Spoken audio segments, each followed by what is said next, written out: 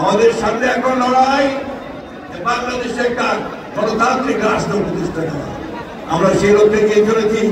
আমাদের নেতা তারেক রহমান সাহেব দিল্লিতে বসে প্রধান উপদেষ্টা প্রফেসর মোহাম্মদ ইউনূসের সঙ্গে আলোচনা করে নির্ধারণ করেছেন ফেব্রুয়ারি মাসে নির্বাচন হবে। গোটা বাংলাদেশের মানুষ অপেক্ষা করে আছে যে ফেব্রুয়ারি মাসে নির্বাচন হবে। তার আগে গোটা বাংলাদেশের মানুষ অপেক্ষা করে আছে আমাদের নেতা তারেক রহমান সাহেব দেশে ফিরে আসবেন, তাই না? আমরা সবাই তাই চাই না? উনি আসবেন, আমাদের নেতৃত্ব দিবেন, আমাদের পথ দেখাবেন।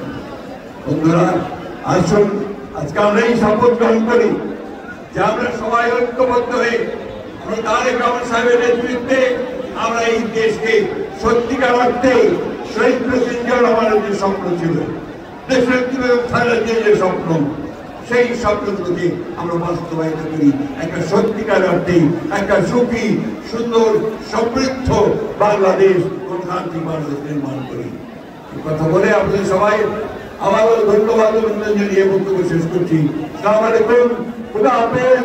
বাংলাদেশ জিন্দাবাদ, বাংলাদেশ জাতীয়তাবাদী ছাত্র দল জিন্দাবাদ, শহীদ জিয়াউর দেশের জিন্দাবাদ, তারেক রহমান জিন্দাবাদ, শহীদ স্মৃতি অমর হোক।